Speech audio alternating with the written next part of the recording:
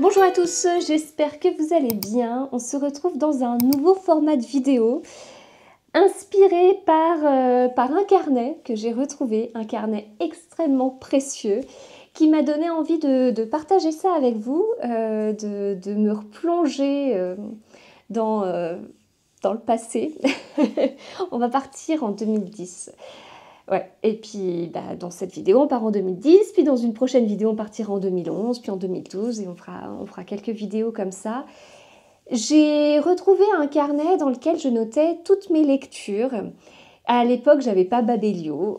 Maintenant, c'est vrai que Babelio a remplacé tout ça et je note au fur et à mesure dans l'appli Babelio, eh bien, les livres que je lis. Je mets la note aussi que je donne à ce livre et puis je mets mon avis à l'écrit sur Instagram.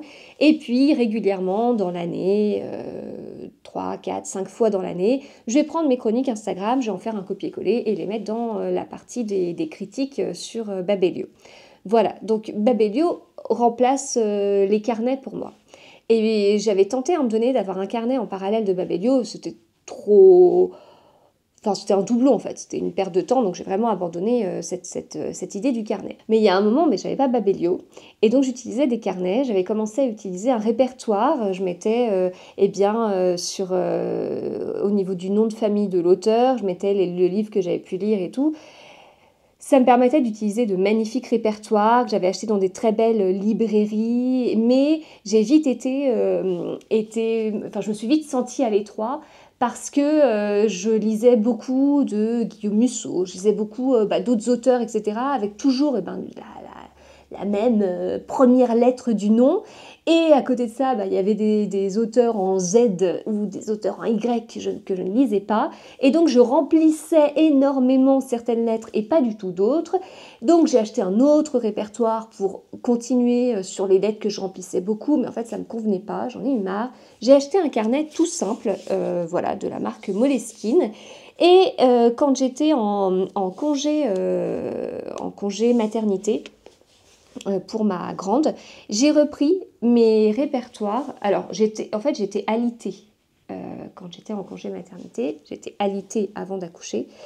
Et je m'autorisais à être assise 1 heure dans la journée, pas plus. De toute façon, quand je dis je m'autorisais, c'est que je ne tenais pas plus. Voilà, j'avais tellement de contractions que ce n'était pas possible. Et donc, cette heure-là, je l'utilisais à 2-3 petites choses, soit aller sur l'ordinateur pour préparer ce qu'il y avait à acheter pour l'arrivée de ma grande, soit écrire dans mon carnet et reprendre en fait toutes les lectures que j'avais pu faire depuis mai 2009. J'avais commencé à écrire depuis mai 2009, ce qui correspond au moment où on s'est mariés et avec mon mari. Voilà, donc ça date un petit peu.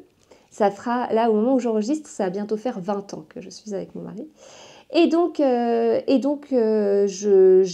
rattrapé tout mon retard dans ce carnet, dans le sens où j'ai recopié tous mes répertoires dans ce carnet, puis après j'ai continué à l'alimenter petit à petit.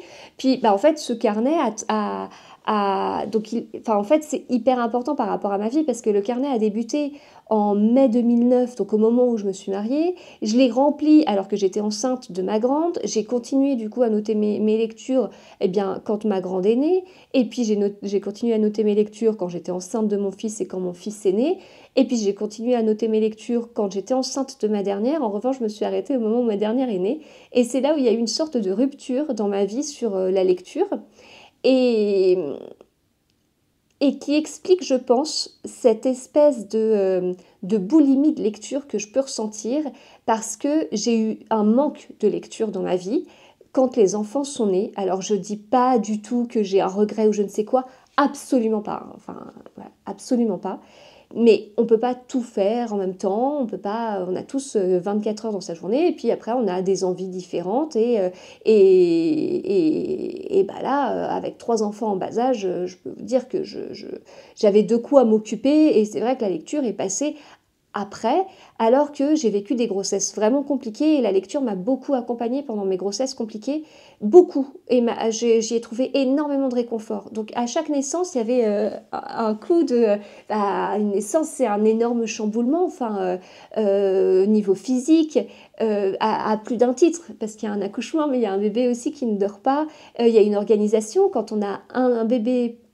Ok, quand on a un bébé et qu'il y en a déjà, il y a déjà un enfant en bas âge. Ok, quand on a un bébé et deux enfants en bas âge, mais voilà, c'est vraiment une organisation. Et donc la lecture n'a pas trouvé sa place en fait. Le tricot, oui, parce que c'est très différent en fait. Le tricot, c'est pas une activité où on doit être isolé. On peut très bien faire deux mailles et s'arrêter. On peut très bien, voilà. Mais la lecture, c'est pas la même chose. Et du coup, en fait, quasiment au moment où j'ai arrêté ce carnet, c'est presque le moment où j'ai débuté sur les réseaux avec mon compte Instagram. Donc voilà, ce carnet en fait m'a accompagné dans des moments importants de ma vie. Enfin, comme je vous dis, débuté en fait lors de mon mariage, terminé au moment de la naissance de ma dernière, et en même temps, une fois qu'il y a eu la naissance de ma dernière, c'est là où j'ai débuté les réseaux sociaux. Voilà. Donc, pourquoi ça va être précieux? Eh bien, ça va être précieux parce que, enfin précieux pour moi, j'espère que ça vous intéressera, mais en fait, on va faire donc un petit retour en arrière. Je vais vous parler dans plusieurs vidéos de mes lectures sur une année. Ça va permettre de voir combien de livres je lisais. Donc, ok, j'ai lu 300 livres en 2024. Ok, j'ai lu 300 livres en 2023. Mais ça n'a pas du tout été le cas avant, mais pas du tout. Donc, vous verrez combien de livres je lisais et ce que je lisais. Mais quand je dis vous, c'est moi aussi. Je vais redécouvrir tout ça. Je sais qu'il y a des années, je faisais 40, 50 livres par an. C'est fort possible qu'il y ait des années où j'ai beaucoup moins lu. Et ben voilà, je trouve que c'est super... Enfin, moi, je trouve ça super intéressant parce que pourquoi j'en suis arrivée à 300, moi je le sais très bien. Enfin, il y a cette histoire de manque, comme je vous disais, de la lecture. Il y a une histoire de les enfants grandissent. Il y a une histoire d'organisation. Et puis en même temps, quand je lis, je suis quand même à la maison. Je suis pas en train de sortir à Pétaouchnok, je ne sais où. Je suis toujours avec les enfants, en fait. Enfin, voilà, il y a plein de choses. Il y a plein de choses. C'est une activité solitaire, mais en même temps qui permet quand même d'être pas loin des membres de la famille. Enfin, voilà, il y a toute une logique, si vous voulez. Et cette logique, elle se construit d'année en année, quelque part. Et alors, j'ai juste feuilleté un tout petit peu, mais je voulais pas trop me spoiler. Mais alors, vous allez voir des lectures que j'ai pu faire et vous allez vous dire, mais elle lisait ça. Sérieusement, vraiment, elle lisait ça.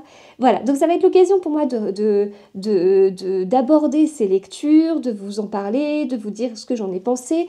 Il y a la note du coup des livres. Le premier livre dont on va parler, c'est un livre d'Isabelle Wolf. La note, du coup, mon avis, bon là il y a 3 lignes, je vous dirai peut-être pas mon avis à chaque fois, mais voilà, on va repartir comme ça. De toute façon, tous les livres sont là, donc on les retrouvera facilement. J'espère que vous êtes bien installés. C'est le premier épisode du coup de cette partie, de cette série. On retourne en arrière sur mes lectures. Et j'ai très hâte d'avoir vos avis aussi, parce que peut-être qu'il y a des livres qui feront écho, en fait, où vous vous direz « Ah oui, mais c'est vrai que moi aussi je lisais ça ». Et puis j'ai aussi des idées qui sont peut-être fausses, parce que je me souviens par exemple d'avoir découvert Karine Giebel quand j'étais enceinte de mon fils. Moi j'ai ça en tête. Est-ce que c'est vrai ou pas? On le découvrira dans l'épisode 2013. Voilà. Donc, nous sommes le 1er janvier 2010. Je vais masquer mes rides. Je n'ai jamais accouché, je n'ai pas d'enfant. Et donc, au 1er janvier 2010, j'ai débuté avec un livre qui m'a beaucoup plu d'Isabelle Wolf. D'ailleurs, je vois que j'en ai lu plusieurs dans l'année. Alors, déjà, je vais compter combien j'ai lu de livres. Janvier 2010, j'aurais un peu de mal à... j'avais débuté, donc, du coup, un nouveau travail quelques mois avant. J'aurais du mal à mettre plus d'idées. Alors, combien j'ai lu de livres cette année-là? De 52. Donc 2010, donc j'ai commencé 2010 en commençant en commençant un nouveau travail, et j'ai terminé 2010 enceinte de quelques mois avec un premier trimestre très compliqué. Très compliqué, vraiment. Enfin, j'ai été complètement malade, en fait. J'avais plus de tension, plus rien. Je ne gardais rien de ce que je mangeais. Je me souviens de me tenir au mur pour pouvoir me déplacer, incapable de prendre une douche toute seule parce que de toute façon je ne pouvais pas tenir debout dans la douche sinon je tombais, ce qui était un petit peu embêtant en étant enceinte. Donc voilà, un premier trimestre vraiment très compliqué. Et après, donc pour ma grande née en juillet 2011, et donc après, tout début juillet 2011, elle devait naître fin janvier, fin juin, pardon. Ça aurait été bizarre sinon. Et après, en fait, j'ai pu bouger un petit peu avant d'avoir une menace d'accouchement prématuré mi-mars, avec petite hospitalisation, estimation du poids, moins d'1 kilo, enfin voilà. Donc voilà, une année comme ça. Et en 2010, c'est la première fois que nous sommes allés en Italie avec mon mari. On était allés à Florence. Et c'était une semaine incroyable et qui m'avait tellement marqué que maintenant j'adore passer des vacances en Italie. Alors, donc, je vous parlais d'Isabelle Wolf. Eh bien, écoutez, vous allez m'accompagner. On va aller chercher ce livre d'Isabelle Wolf, Les Mésaventures de Minty Malone. Isabelle Wolf. Là. Oh, ils sont là. Oh. Alors, Isabelle. Ah, bah, il est là. Voilà, Les Mésaventures de Minty Malone. Voilà à quoi ressemblaient les livres d'Isabelle Wolf, hyper épais. C'était pas les premiers que je lisais, c'était bien, hein, c'est ce qu'on appelait à l'époque de la chick lit, quoi. Moi j'avais découvert les Sophie Kinsella, les livres de Sophie Kinsella, l'accro du shopping, à l'été 2007. Été 2007, voilà, on avait passé nos vacances dans le sud de la France et on était tombé en panne de voiture en partant en vacances. On était resté un long moment sur le bord de l'autoroute en plein soleil, pas d'eau, rien du tout. Du coup, j'ai fait une insolation. J'ai passé une partie des vacances couchée, très très malade, et j'étais accompagnée des livres de Sophie Kinsella. Voilà. Donc, Les Mésaventures de Minty Malone. Et j'ai lu aussi, peu de temps après, Avis de grands frais d'Isabelle Wolf aussi. Voilà, donc j'aimais bien. Il y en a un, j'ai mis 4,5 sur 5 et l'autre 4 sur 5. Voilà. J'ai lu Le symbole perdu de Dan Brown. Oh là là. Alors, Dan Brown, il est tout là-bas. Hop. Tac, tac, tac, tac, tac. Non mais je suis trop contente de faire cette vidéo. Enfin moi je replonge. Alors je replonge vraiment dans des. Je replonge dans tout ça. Alors ce qu'il y a c'est que là c'est le début de mon carnet, mais c'est pas le début de ma découverte de ces auteurs parce que Isabelle Wolf en fait je l'ai découverte avant 2010, tout comme Dan Brown. Alors je sais pas si vous allez le voir, c'est tout en haut, ils sont là. Donc Dan Brown, j'ai découvert, j'étais étudiante avec Da Vinci Code que j'ai en version illustrée.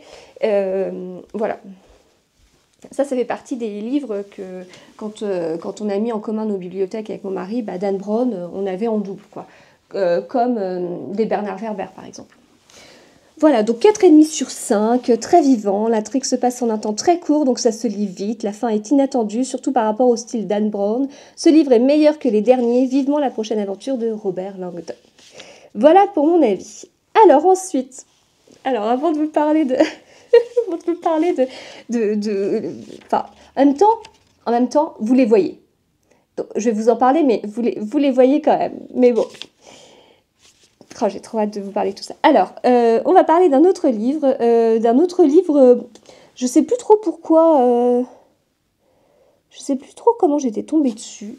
Je vais voir si j'ai des informations écrites dans ce livre. J'ai des souvenirs de ce livre que j'ai jamais vu passer. Hein. Enfin,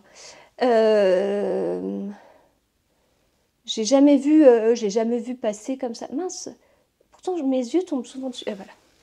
Celui-ci. 676 de Yann Gérard aux éditions Léo Cher. Or, j'ai pas noté. Attendez. Hop. Non, j'ai rien noté dedans. Hein. Ah là, je notais pas dedans. Quand, où est-ce que je l'avais acheté et tout ça. Comment j'étais arrivée à ce livre, je ne sais plus du tout. Alors, 4e de couverture. Collège de Trinity, Angleterre, le professeur Alan Gordon, le spécialiste mondial des nombres noirs, a disparu. Que sont ces mystérieux nombres noirs? Que sont devenus le professeur et ses travaux? Une commission d'enquête. Et sur les dents, les recherches de Gordon avaient de quoi intéresser beaucoup de monde. Serions-nous face à la plus grande énigme de tous les temps?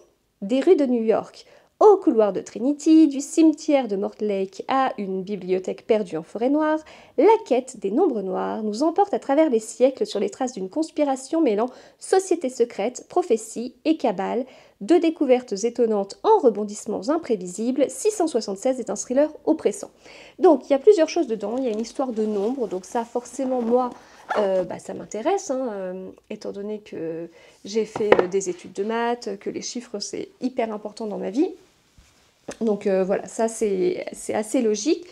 Il y a un petit côté qui pourrait faire penser à Dan Brown, donc ça c'est aussi logique en fait. Mais il y a un petit côté ésotérique qui est moins mon truc, mais en fait je me replonge vraiment dans ce que j'aimais à l'époque et je comprends que ce livre m'ait attirée. Mais j'ai mis 4 sur 5.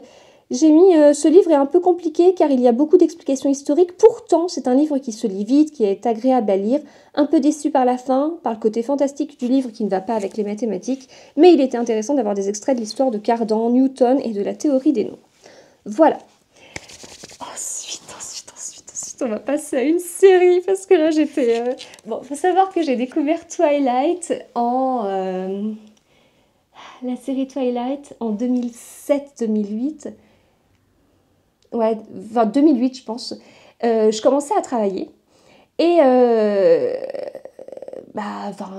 du coup j'avais 22-23 ans quoi et j'ai commencé à travailler à 22 ans en sortant de mes études en septembre quoi, genre j'ai fini mon stage de fin d'études fin août.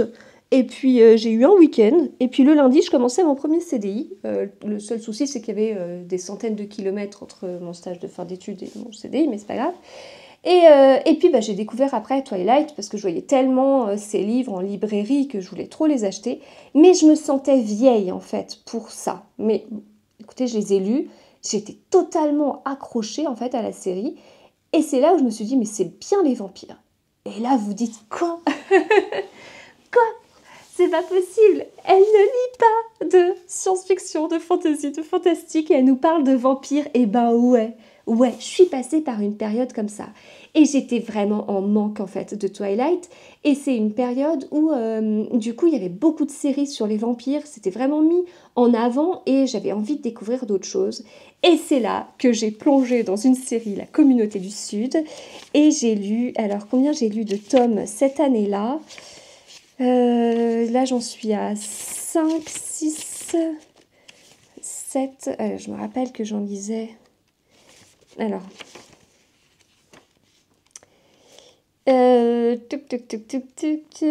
Combien est-ce que j'en ai lu? Je m'arrête. J'ai l'impression de m'être arrêtée à 7. Ah oui, ça je me souviens. 9 tomes. 9 tomes dans l'année. Et donc ils sont là. Et qu'est-ce qu'ils sont mal vieillis. Ils ont totalement décoloré. Parce qu'en fait, normalement, ils étaient rouges. Et puis alors là, vous voyez, ils n'ont pas trop de couleurs.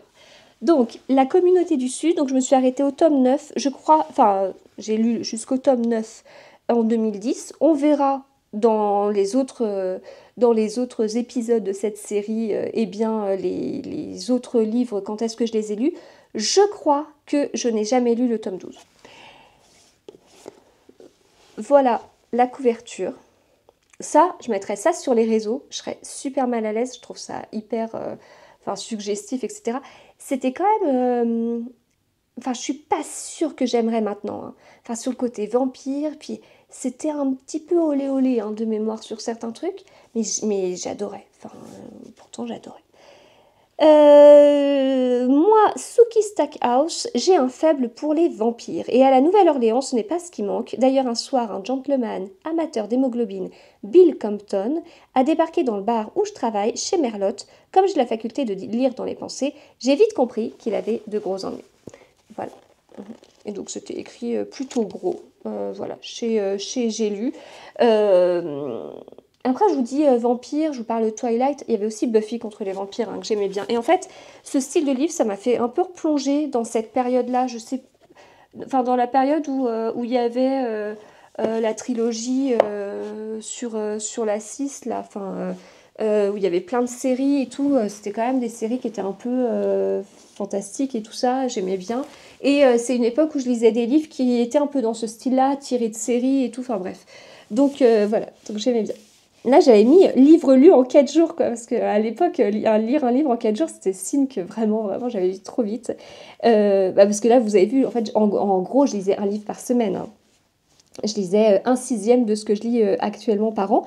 Mais voilà, c'était une autre époque. Je faisais d'autres choses à côté. J'avais beaucoup d'autres passions, etc. J'avais pas d'enfants et j'avais beaucoup plus de temps.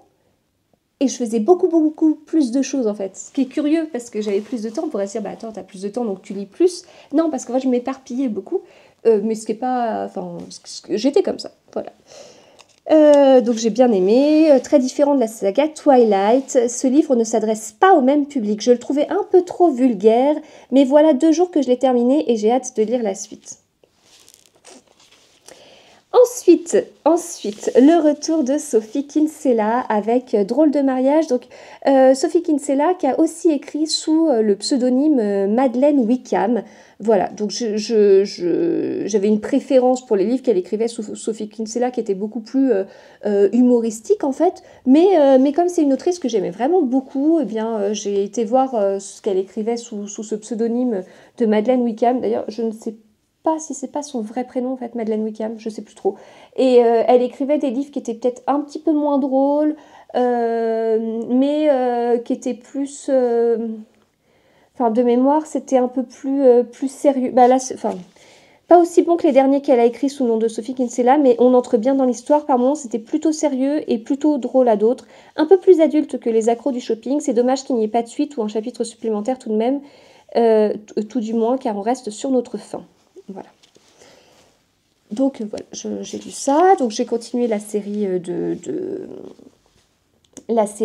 la communauté du Sud. J'ai lu L'Aiguille creuse de Maurice Leblanc. Voilà, je n'en avais pas encore lu et j'avais très envie d'en découvrir. Donc j'avais été contente d'en lire un, mais en même temps, j'avais pas plus creusé que ça. Sans mauvais jeu de mots sur creuse, mais voilà. J'avais aussi découvert James Patterson avec Premier à mourir. En fait, d'ailleurs, ça me fait penser parce que il y a certains livres, je me revois les lire. C'est-à-dire que L'Aiguille creuse de Maurice Leblanc, avec mon mari, on était partis. Où est-ce qu'on était partis? Je sais plus.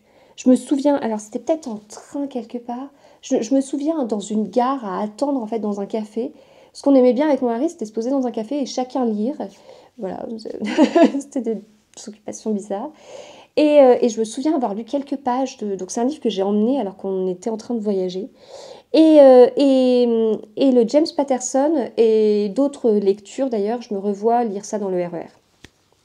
J'ai pas pris le RER toute ma vie pour aller au travail, mais à cette période-ci.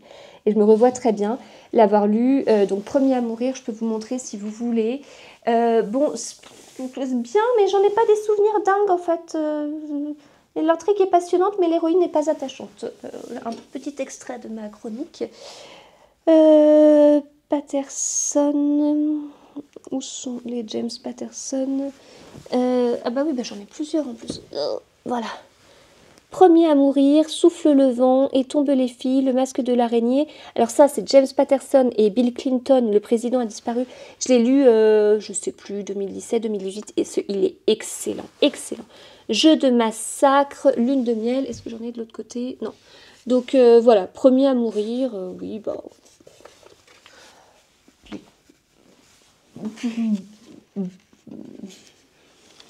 Sans plus.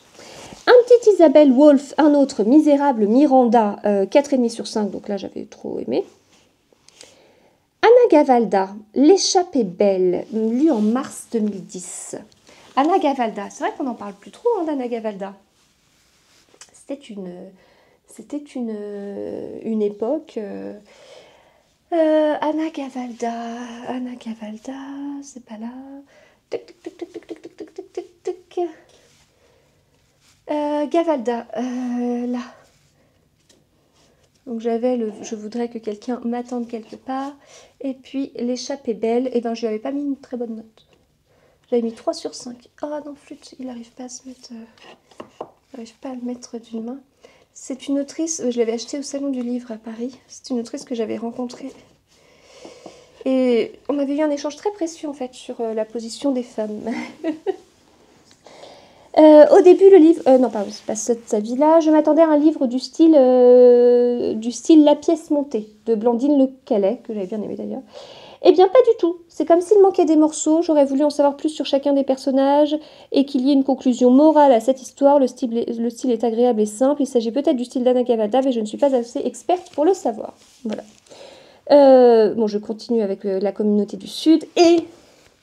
je vais pouvoir vous reparler d'une autrice que j'adore, c'est Andrea Ajap, avec La Bostonienne. Alors, ce livre m'a fait penser à un Agatha Christie. Ben oui, mais c'est aussi pour ça que j'étais contente de vous faire ces vidéos-là, parce que je vais vous parler d'auteurs, que je vous en parle des fois comme ça, mais avec des idées, des souvenirs en fait que j'ai. Sauf que mes souvenirs des fois peuvent être faux, mais là au moins j'ai de la matière, j'ai des avis, j'ai des choses écrites pour que ce soit plus concret. Alors, où est la Bostonienne? Alors là... où est la Bostonienne? C'est marrant, je me souviens que c'était un livre du Masque plutôt, alors que là, j'étais... je le vois très bien, mais je vois que ça fait longtemps que je ne l'ai pas vu. Je vois très bien dans ma tête, en fait, le dos qui... il est là. Ah bah alors, mon Dieu, le pauvre, il a blanchi. Il est censé être comme ça, et il est blanc. Voilà. Donc c'est normal que ça fait un moment que je ne l'ai pas vu jaune, parce qu'il n'a plus la même couleur. Et bien voilà, c'était un... ah ouais, mais j'avais oublié celui-ci, parce que la plupart des André Ajap, ils sont... je vais dire, ils sont chez Livre de Poche, je jette un coup d'œil, j'ai plein de gélus là. Ah mais j'avais... oh non, mais j'en ai vraiment beaucoup. Donc, eh bien, écoutez, j'ai adoré. 4,5 sur 5, voilà. La fin m'a un peu déçue, pas inattendue, je m'attendais à mieux, étant donné que ce livre est assez connu. Mais sinon, c'est pour ça que j'ai pas mis 5, je pense, parce que tout le reste, j'ai trouvé ça trop bien.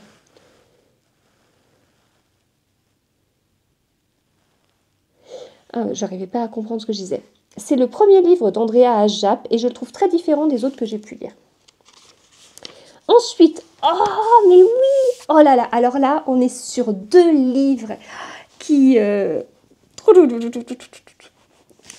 Alors, le tableau du maître flamand d'Arturo Pérez Reverte, que j'ai lu en mars 2010.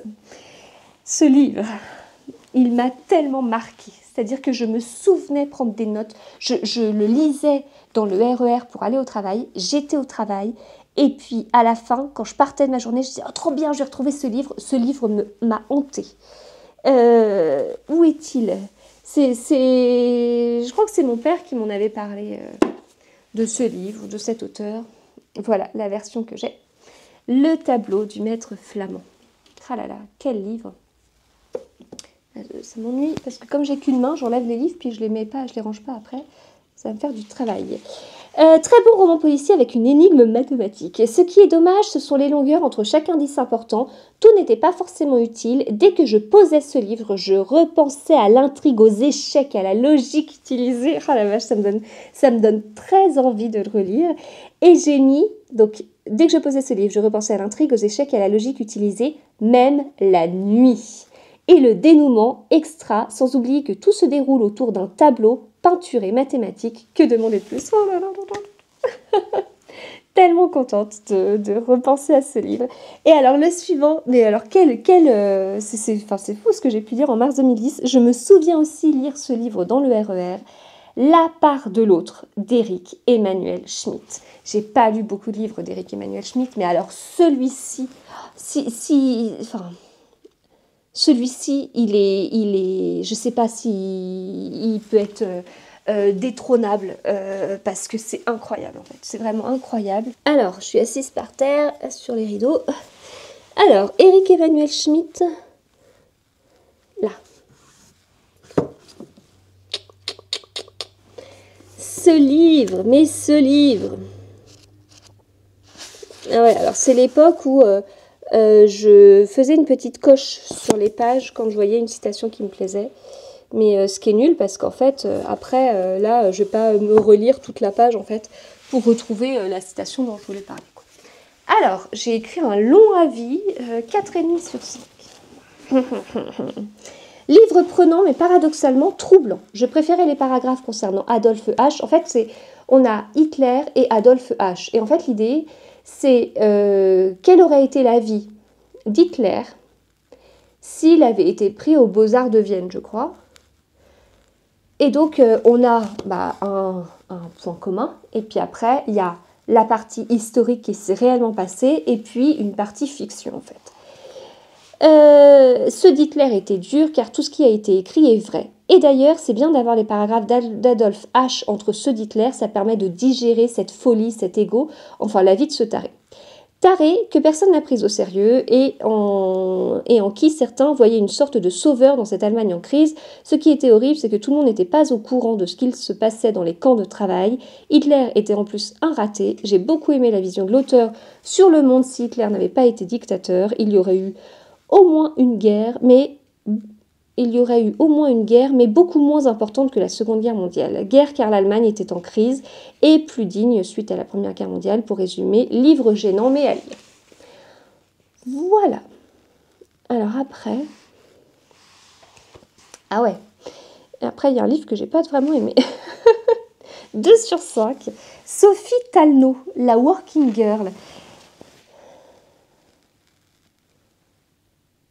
Ah, attendez, c'était quoi ce livre? Parce que il y en a un où que je l'avais pris parce que j'avais vu l'autrice à la télé et je m'étais dit, oh, ça a l'air bien sur les fonctionnaires là. Est-ce que c'est ce livre ou pas?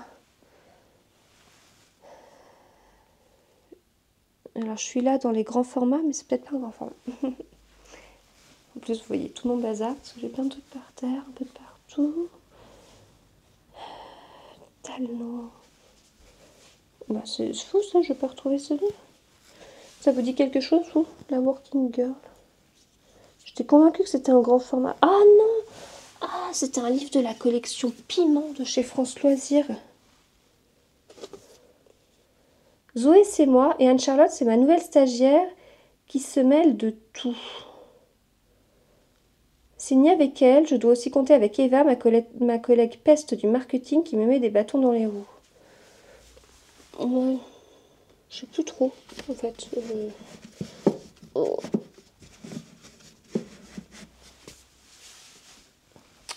Je ne sais plus trop de quoi ça parle, mais en tout cas, ça m'a pas plu. Je dis dire que ce livre est décevant est encore trop faible. L'avantage est qu'il se lit en quelques heures. Ah oui, en fait, ce que je dis, c'est que dans le résumé, on parle d'une Anne-Charlotte qui, en fait, arrive juste à la fin du livre, quoi, et qui... Bon. Bref. Dans ma période aussi chick lit, j'ai lu Zoé Barnes. Alors là, j'aurais du mal à vous l'attraper parce qu'il doit être tout en haut.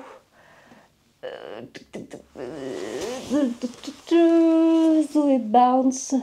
Oui, mariée à tout prix. Voilà, que j'avais bien aimé. Même si le résumé n'avait rien à voir avec le livre.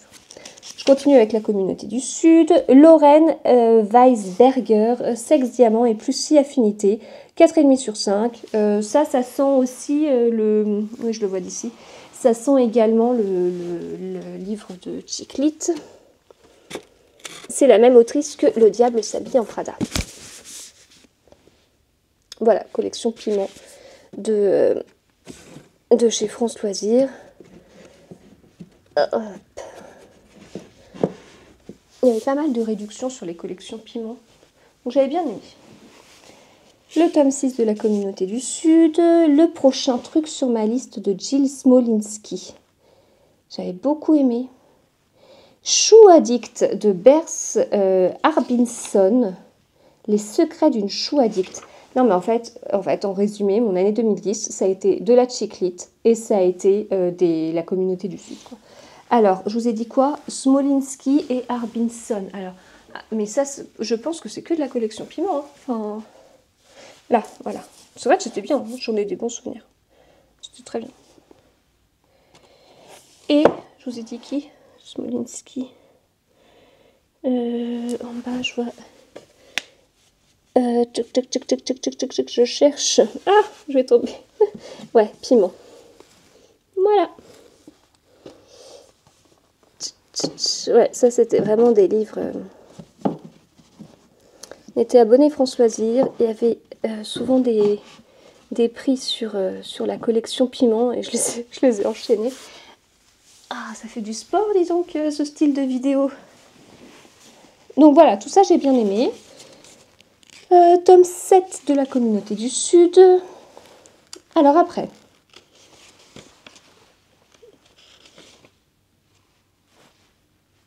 Oh, bon. Un Harry Higgins Clark, La nuit est mon royaume, 4,5 sur 5. Eh ben, dis donc, presque parfait, sauf les 5 dernières pages. Attendez, parce que j'ai peur de vous spoiler. Dénouement pas surprenant. Il y avait beaucoup de suspense, une ambiance inquiétante. Pas surprenant, ce livre m'a quand même réconcilié avec les Mary Higgins Clark. Apparemment, j'étais fâchée avec. La nuit est mon royaume. Là. Vous voyez ou pas? Bon, allez, je le sors. Voilà, je le sors et je vais le ranger après parce que ça va m'agacer sinon de ranger tout. Ensuite, La fille de papier de Guillaume Musso. J'ai beaucoup aimé les 3/4 du livre, mais moins la fin, on s'y attendait. De toute façon, soit la fin... Alors, en gros, j'ai dit, de toute façon, dans les deux fins possibles, c'était soit une fin à la Guillaume Musso, soit une fin à la Marc Lévy. Donc voilà, c'est à peu près ce que j'ai écrit. Mais sinon, c'était bien, agréable à lire, c'était bien pour le printemps. Un petit Sophie Kinsella, Très cher Sadie. Ha ha ha, on va aller les voir, les Sophie Kinsella.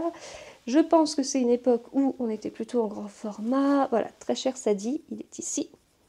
C'était tous les livres que j'achetais chez Belfond après...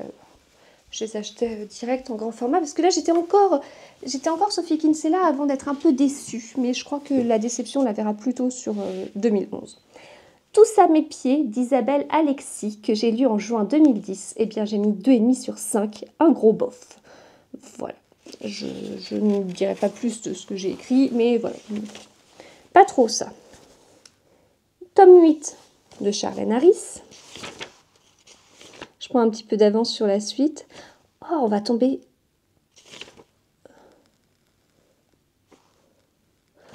Bon, allez, il y a encore plein de livres à parler.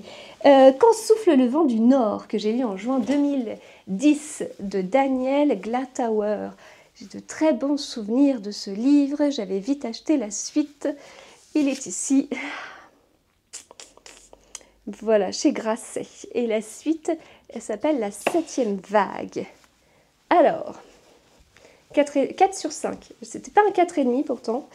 Quelle lecture fraîche. Je ne connaissais pas les romans épistolaires et je n'étais pas très attirée par ce style que je jugeais trop ringard. Ah, je mettais pas les formes, hein. Je veux dire, personne n'était censé lire ce que j'écrivais sur mon carnet. Donc je mettais ce que je pensais. Hein. C'est pas comme maintenant où je dois tourner 50 fois mes phrases pour que ça aille, etc. Et qu'après on me dit, ah c'est trop lisse. Oui d'accord, mais bon quand même. Mais le fait que ce soit des échanges par email m'a tenté. L'histoire est agréable. J'ai eu du mal à le lâcher, un peu déçue par la fin. Décidément, je suis tout le temps déçue par la fin, quoi. Ensuite, Sophie Kinsella, Samantha, bonne à rien faire, 4,5 sur 5, trop bien. Voilà, trop bien.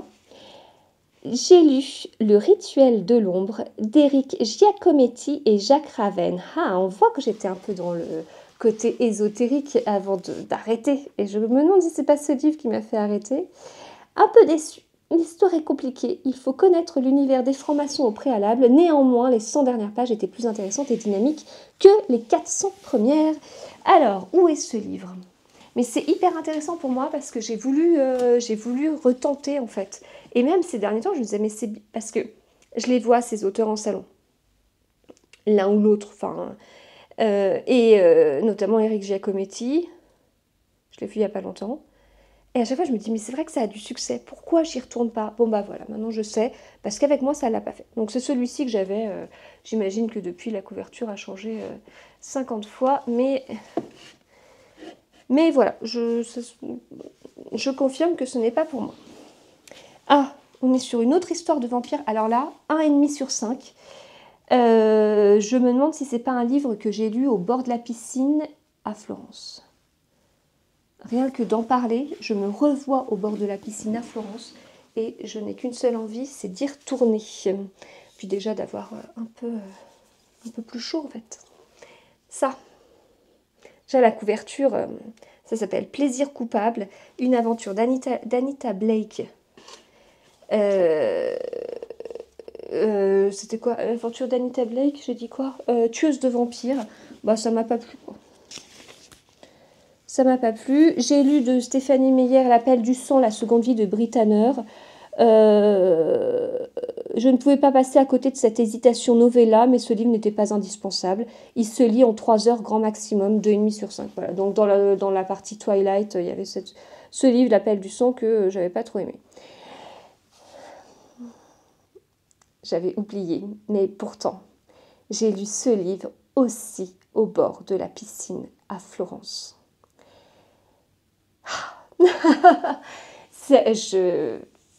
5 sur 5, enfin ça c'est le seul, hein. 5 sur 5. Les yeux jaunes des crocodiles de Catherine Pancol. Oh, c'est trop... Oh là là, mais ce livre, enfin, Ah, mais c'est hyper émouvant en fait, de vous parler de tout ça, c'est hyper émouvant. Je me souviens des sensations, de plein de choses, quoi. Enfin, les yeux jaunes des crocodiles, cette découverte. Alors, j'avais vu ce livre en librairie, ça fait partie des meilleures ventes, on est sur un pavé. J'avais commencé à lire juste les premières pages. Oh, c'était bizarre au niveau de l'écriture, j'avais eu du mal, je l'avais laissé. Puis je l'ai repris et j'ai adoré. Très bon livre, on s'immisce dans la vie de cette famille très rapidement, on s'attache beaucoup aux personnages, j'ai hâte de découvrir la suite car c'est plein de rebondissements. C'est une ambiance, c'est un univers, c'est... Oh, j'avais tellement aimé. J'ai encore lu des livres d'Isabelle Wolf, Rose à la rescousse, donc toujours dans cette partie de Chick Lit. C'est vrai que c'est une autrice qu'on ne voit pas du tout sur les réseaux sociaux. Bon, après, là, je vous parle d'une autrice que j'ai lue il y a 15 ans. Mais voilà, moi, je continuais à lire ces livres. C'est vrai que c'était toujours des bons pavés, mais ça se lisait super vite, c'était frais. Vraiment, ça me faisait beaucoup de bien. J'ai lu mon premier Fred Vargas en juillet 2010, enfin mon premier et mon seul Fred Vargas. Ceux qui vont mourir te saluent, un 4 sur 5, ce qui fait que j'ai pas creusé davantage. Fred Vargas, où est Fred Vargas? Là. Ah, je vais essayer à trouver. Là, voilà. Ceux qui vont mourir te saluent, donc livre tout fin, bon, écrit petit quand même, hein, mais livre tout fin. Alors j'avais noté, très particulier, mais j'ai bien aimé. Je ne trouve pas que ce soit un très bon policier, car la fin n'est pas très surprenante, mais il y a néanmoins des rebondissements, et l'histoire des empereurs intrigue. Voilà. Un autre Isabelle Wolf, La valse lente des tortues, du coup la suite des yeux jaunes des crocodiles. J'avais préféré le premier, mais j'avais quand même aimé celui-ci. Zoé Barnes, donc toujours dans la catégorie Chick Lit, dans la collection Piment de France Loisirs. J'avais lu Ex Happy et j'avais mis un 2,5 sur 5, donc j'avais pas très aimé. J'ai mis très déçu. C'est une période où j'abandonnais pas du tout mes livres, hein. J'allais jusqu'au bout. Là, clairement, les livres où j'ai mis 1,5 sur 5, 2,5 sur 5, c'est quelque chose qui pour moi ne se passerait plus parce que maintenant, au bout de 50 pages, j'abandonne alors qu'avant, ça ne me venait même pas à l'esprit. L'ultime secret de Bernard Werber, j'avais passé une grosse période Bernard Werber en 2007, 2006, ouais, à partir de 2006 peut-être. Et là, l'ultime secret, 2 sur 5. Voilà. Ça... Alors, il est fait en 2 parties. Une première lente, inintéressante, enfantine. La seconde est plus rapide et entraînante. J'ai lu un avis que j'aime beaucoup. Histoire écrite avec un style prépubère, avec des explications scientifiques recopiées de l'encyclopédie. Voilà. Là, j'ai commencé totalement à décrocher Bernard Werber, en fait. Et pourtant, j'étais très, très fan. Donc, je n'ai jamais su si... c'est parce que moi j'avais changé ou si c'est parce que c'est lui qui avait changé dans son style. Catherine Pancol, Les écureuils de Central Park sont tristes le lundi, 5 sur 5, le 3e tome. Ouais, j'ai mis waouh, extra, 850 pages et c'était trop court. Voilà, tous les personnages deviennent attachants. Trop bien. Oh, bah je me rappelais pas que j'avais pas aimé à ce point celui-ci. Adrien Gotz. Intrigue à l'anglaise. En fait, je me souviens ce livre, je me souviens pas de quand je l'ai lu, mais je me souviens de quand je l'ai acheté. Voilà la couverture. Pas mal. Moi, j'avais pas eu. C'est vrai que j'y allais pas trop avec le dos de la cuillère. Hein. Des vacances inoubliables de Madeleine Wickham, donc, qui est le pseudonyme de Sophie Kinsella. Elisabeth Young, Petites embrouilles et pieux mensonges, 5 sur 5. Donc pareil, on est dans de la chick lit. On doit être dans un petit livre piment, je pense. Là. Voilà. Donc ouais, j'étais pas mal dans cette catégorie, ce qu'on appellerait maintenant du feel good, je pense. Mais ce qui était marrant, c'est que c'était pas des livres fins. C'était quand même des bons petits pavés. Hein. Donc j'avais adoré celui-ci. Donc là, on est en septembre 2010. Isabelle Wolf, je continue, j'en avais lu pas mal.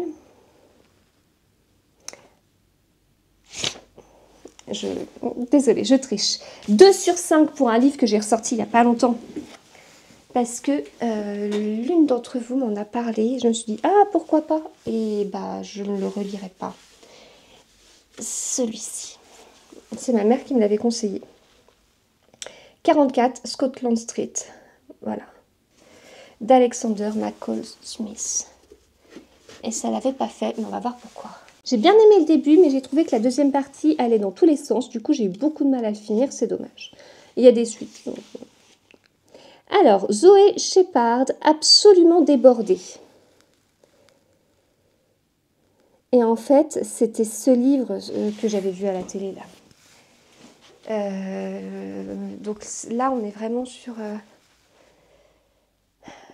du grand format. Où est ce livre? Là. Absolument débordée ou le paradoxe du fonctionnaire. Donc en fait, elle expliquait tout ce qui se passait pas bien. Voilà, c'était assez critique. Il y avait des choses qui étaient intéressantes et tout, mais en fait, voilà, elle disait que ça lui convenait pas et tout. Et je crois qu'après, elle est retournée dans ce monde-là pour retravailler là-bas. Du coup, c'était assez bizarre. Quand on lit tout ça, on ne peut pas s'empêcher de se dire qu'elle exagère car c'est trop. Voilà. Malgré tout, c'était pas une lecture désagréable. Isabelle Wolf, Jane Fallon. Alors là, c'est encore une fois la même chose. On est encore dans un piment. Là, vous voyez, comment larguer Matthew. Bah, 5 sur 5.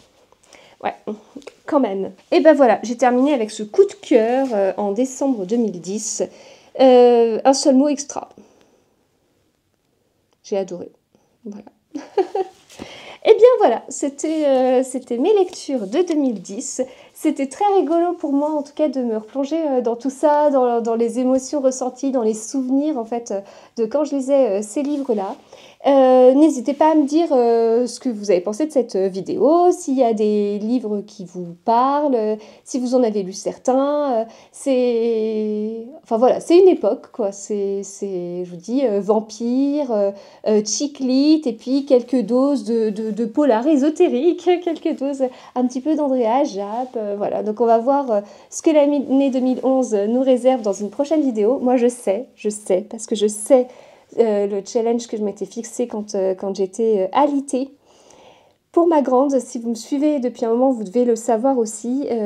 Donc voilà, donc j'ai hâte de redécouvrir tout ça avec vous. En tout cas, c'était un plaisir d'enregistrer cette vidéo. C'est trop rigolo. Et puis, on se retrouve très vite. À bientôt.